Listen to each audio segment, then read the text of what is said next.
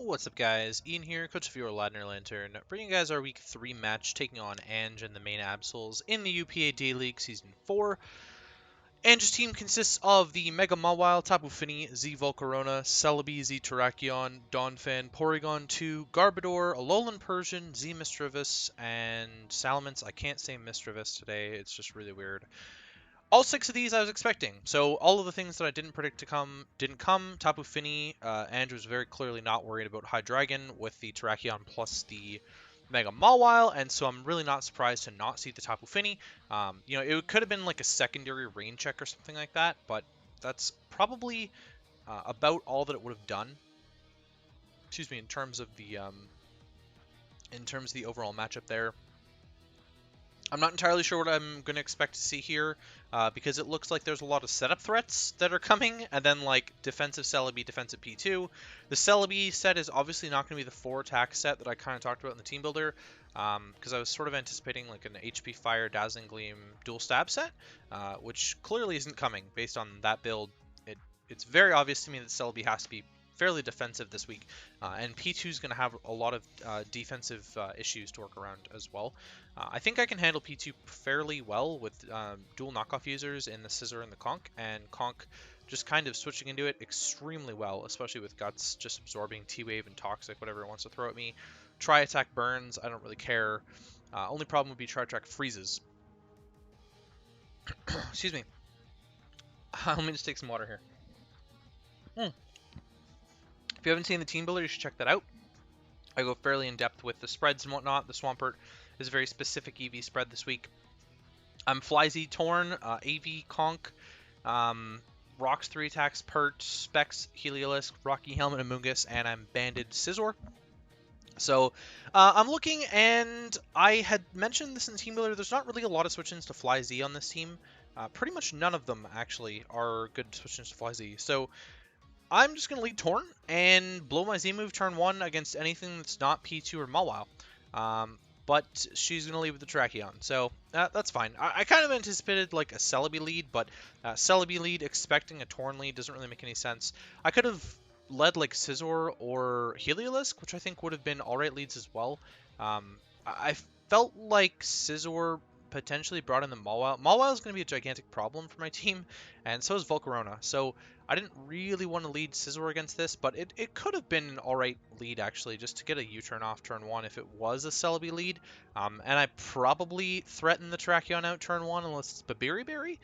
But instead, I'm just going to scout for the Scarf and go hard into my Swampert, as she is going to blow the Z-move. Turn 1 on the Continental Crush here. So I didn't actually scout that damage. I probably should have, because it turns out she's actually adamant at the end of the game, and I was playing a lot of this game with Jolly in mind. I'm just going to go for my Rocks turn 2 as she switches out, anticipating the water or ground move here into the Celebi. Pretty obvious one, and I'm just going to go into Torn as she's going to pivot out with U-turn. I don't necessarily agree with the U-turn there. If that was her rocker, I probably would have prioritized getting Rocks up, but at the same time, Rocks hurt her team a lot more than they do me because she's got a Terrakion, so I'm also okay with that. P2 comes in, I'm just going to U-turn into my Conk. It's my dedicated switch into this thing anyways, as she's going to go for a Toxic, so I'm sitting in a pretty good spot here. I'm sitting in a really good spot here with the Toxic Conk, and I'm going to make a wild prediction here and catch the Mence. I figured it was either going to be Mence or Celebi coming in, and so we're just going to catch the Mence here, switching in. As it intimidates me, and I'm going to get the Ice Punch off, go through Yache Berry there. So, turns out this Mence is actually fully Fizz-Def to be able to chew that. It really shouldn't have taken that Yache Berry. Because of Guts, the -1 attack from Intimidate actually puts me in neutral, and so I definitely expected Ice Punch to just outright kill this, but it is entirely physically defensive with the Yache Berry. So, good prediction. Ended up with I guess net negative damage on me, considering since this is fully physically defensive, I'm definitely anticipating this to have Roost, and this is more than likely a Defogger to free up the Volcarona for later on in the game. I was kind of anticipating a Roost there, and I was going to click Drain Punch, but it still did like 30, so there wasn't really a point in that. And so I'm just going to Heliolisk here, which is going to be able to get a Specs Thunderbolt off on something. Does an absolute trillion to the Salamence as she's going to get the Defog off. But it forces in the Celebi here, which is okay, because I'm okay with forcing in the Celebi. Celebi shows to be like physically defensive, I guess. It's max HP, but it's not really got a lot of Spit F based on the T-Bolt damage there. What I should have done there was go for another T-Bolt, most likely, because I'm not really sure what would have wanted to come in to pressure my Heliolisk after another T-Bolt. Maybe the P2 comes in and clicks Toxic, I guess, or Trick Room or something. Yeah, but either way, I'm going to double into the Torn on the Celebi, which is a really obvious read. And then she's going to double in the Tracheon. I need a little bit of chip on this to be able to kill it with Fly Z. So I'm going to U-turn out and see what that sort of does for me. Go to my Swampert here, and as she's going to get up her rocks, I'm going to attempt to get up mine as she's supposed to taunt.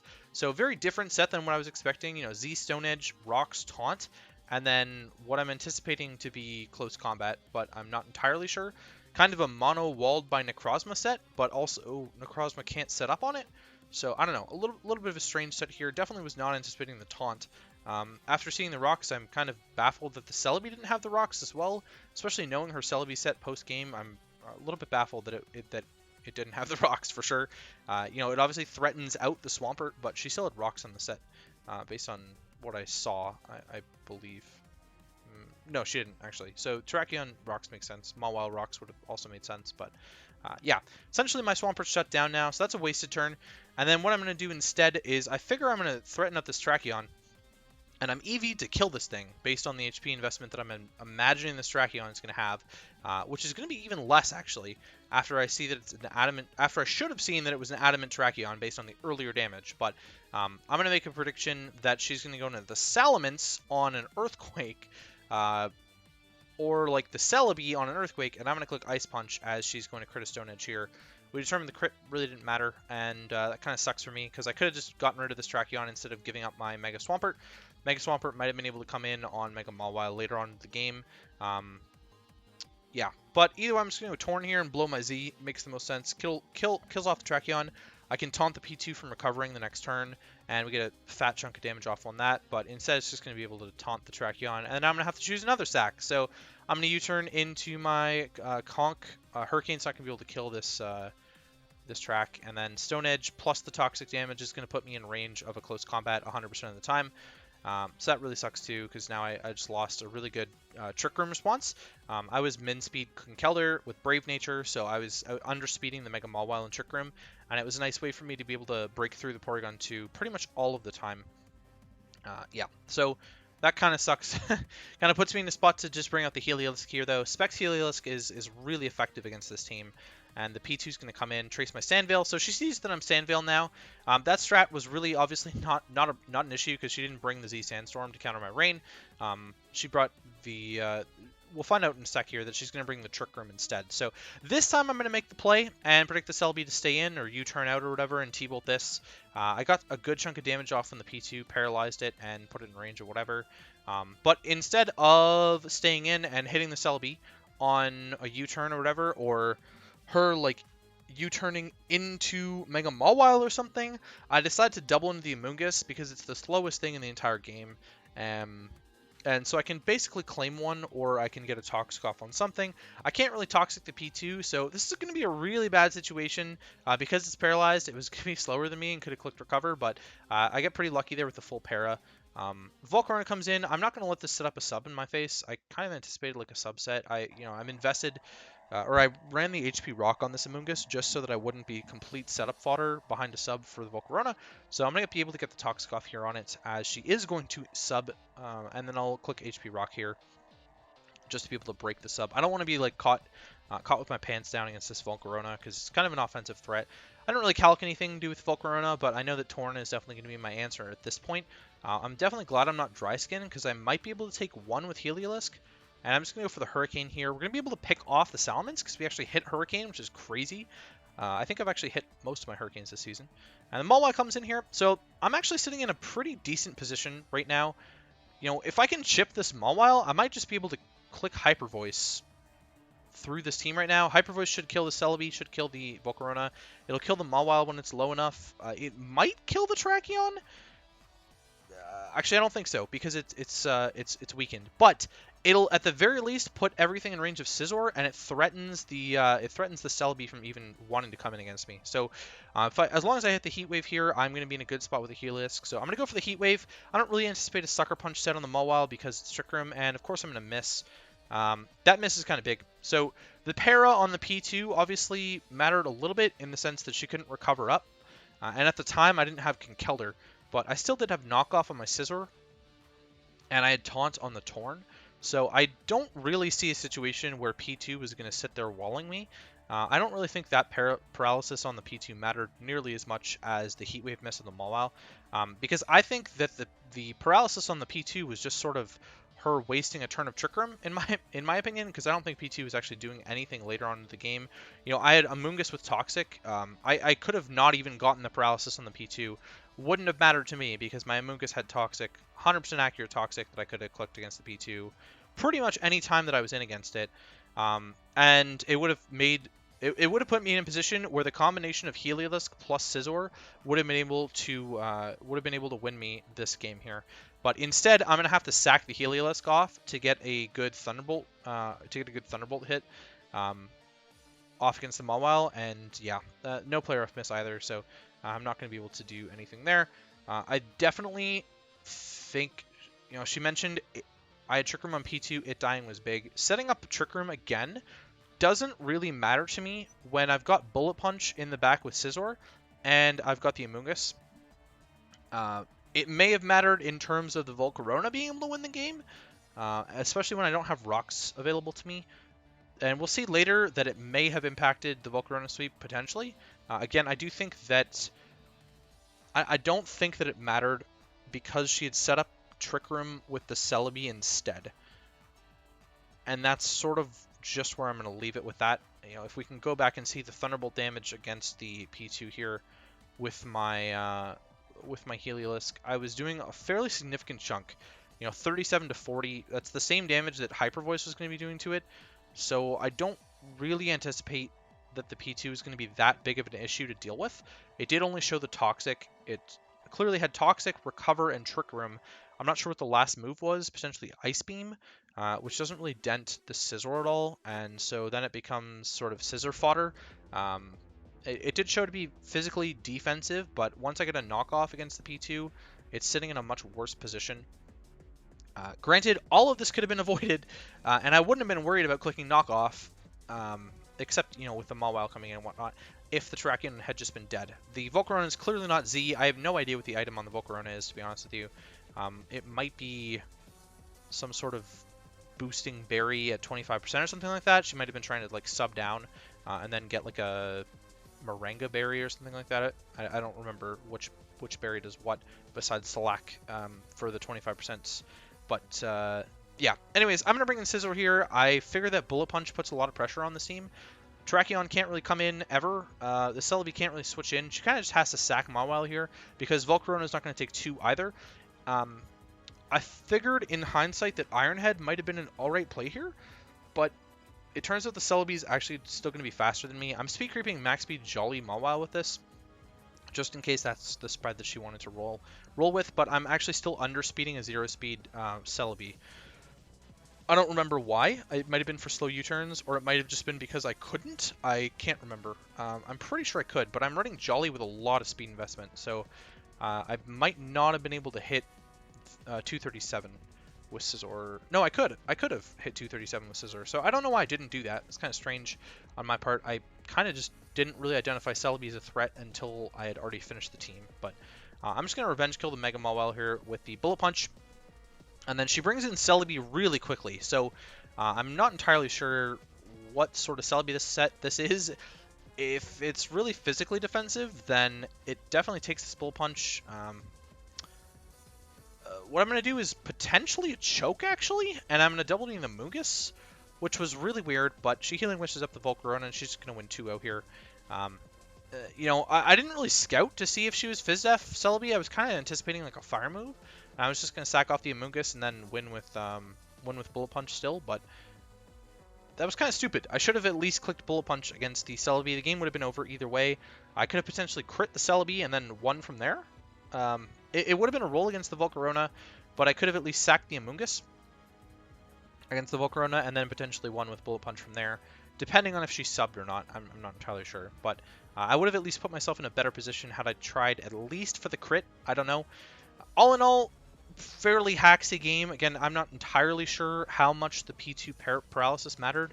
In the grand scheme of things, I think the Heat Wave miss ended up mattering a lot more, because she still had another win condition in Healing Wishing up the Volcarona in the back, and she still had another Trick Room user in the Celebi. So I think that the P2 dying wasn't as big of a problem as me not being able to chip the Mawile and keep my Heliolisk alive.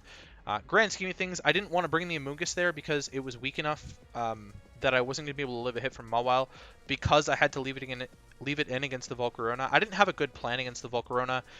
It all sort of stemmed from my failure to kill the Terrakion with Mega Swampert, and instead try for rocks and then try for a big boy play with the Ice Punch after I had already made a good prediction earlier on in the game. In hindsight, I probably didn't need to do that. She wasn't necessarily trying to preserve her Celebi, though, at the same time, because the Porygon was sitting in a good spot, so I don't know. I don't know how I could have played that sort of aspect of the game differently, but I'm fairly confident I would have been sitting in a much better position had I just killed the Terrakion in the first goddamn place. It was really good prep on her part. The Terrakion set obviously caught me off guard. The Celebi set caught me off guard. Wasn't really surprised by the Porygon 2 set. Wasn't really surprised by the Mega Mawile, especially if it had SD. Wasn't really surprised by the Volcarona. I was a little bit surprised by the Salamence. I expected like a setup variant, but defensive Salamence turned out to be a lot less of a problem. It was really just more of a utility mon in that area aspect of things. I didn't really plan well around her Terrakion. I guess she decided that she wanted to be weaker to Hydreigon with the Terrakion, but she already handles Dark Pulses fine. So Adamant Terrakion would have probably still been speed creeping Hydreigon, speed creeping her next base speed, which was like Misdreavus or Tapu Fini at base 85. So she still would have been able to outspeed the Hydreigon with Terrakion.